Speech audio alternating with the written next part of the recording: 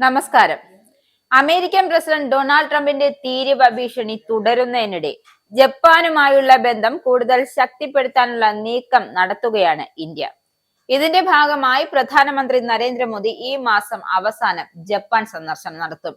പ്രധാനമന്ത്രി നരേന്ദ്രമോദി ഓഗസ്റ്റ് 29-നും 30-നും ഇടയിൽ നടക്കുന്ന 15ാമത് ഇന്ത്യ ജപ്പാൻ വാർഷിക ഉച്ചകോടിയിൽ പങ്കെടുക്കും.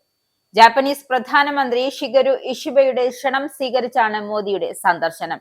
മോദിയുടെ 8ാമത്തെ ജപ്പാൻ സന്ദർശനവും ജപ്പാൻ പ്രധാനമന്ത്രി ഷിഗരു ഇഷിബയുമായുള്ള ആദ്യ കൂടിക്കാഴ്ചയുമാണ് എന്ന പ്രത്യേകതയുണ്ട്.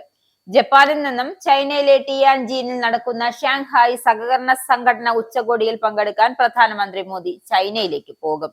പ്രധാനമന്ത്രി മോദി ഉൾപ്പെടെ 20 ലോക നേതാക്കൾ പങ്കെടുക്കുമെന്നാണ് പ്രതീക്ഷിക്കുന്നത്.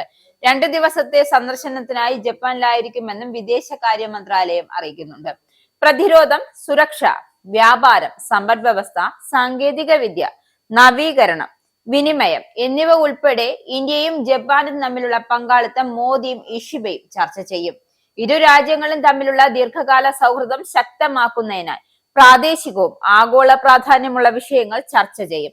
സാമ്പത്തിക സുരക്ഷയിൽ സഹകരണം, സെമി കണ്ടക്ടറുകൾ, അവശ്യ ധാതുക്കൾ, ആശയവിനിമയം, ശുദ്ധമായ ഊർജം, കൃത്രിമ ബുദ്ധി, ഫാർമസ്യൂട്ടിക്കൽ ഉൽപ്പന്നങ്ങൾ എന്നീ മേഖലകൾ സംബന്ധിച്ച ചർച്ചകളും തീരുമാനമുണ്ടാകും. AI സാങ്കേതിക വിദ്യയുടെയും അനുബന്ധ സ്റ്റാർട്ടപ്പുകളുടെയും വികസനത്തെ പിന്തുണയ്ക്കുന്നതിനായി AI സഹകരണ സംരംഭം ആരംഭിക്കുവാനും ഇരുപക്ഷവും പദ്ധതിയിടുന്നുണ്ട്. ഇന്ത്യയിൽ 10 ട്രില്യൺ yen മൂല്യമുള്ള നിക്ഷേപം ജപ്പാൻ പ്രഖ്യാപിച്ചേക്കുമെന്നും സർക്കാർ വൃത്തങ്ങളെ ഉദ്ധരിച്ച് ക്യോഡോ ന്യൂസ് വ്യാഴാഴ്ച റിപ്പോർട്ട് ചെയ്യുന്നുണ്ട്.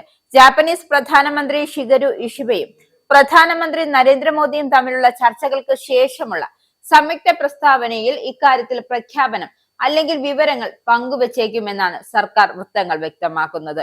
സാമ്പത്തിക ബന്ധം കൂടുതൽ ആഴത്തിലാക്കാൻ ലക്ഷ്യമിട്ടാണ് നീക്കം. 3 വർഷം മുമ്പ് നിശ്ചയിച്ച 5 വർഷത്തെ നിക്ഷേപ ലക്ഷ്യത്തിന്റെ ഒരു നവീകരണമായാണ് ഈ പദ്ധതി കാണുന്നത്.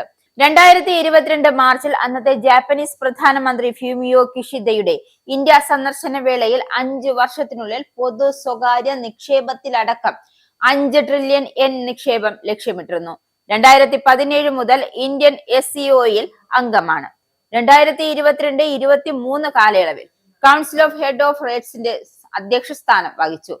ചൈനീസ് വിദേശകാര്യമന്ത്രി വാങ് യിയുമായി ഈ ആഴ്ച ആദ്യം ന്യൂഡൽഹിയിൽ വെച്ച് സന്ദർശിച്ചതിനെ തുടർന്ന് 5 വർഷത്തിനു ശേഷം 3 അതിർത്തി വ്യാപാര കേന്ദ്രങ്ങൾ വീണ്ടും തുറക്കുന്നതിനായി ഇന്ത്യയും ചൈനയും അടുത്തിടെ പ്രഖ്യാപിച്ചു.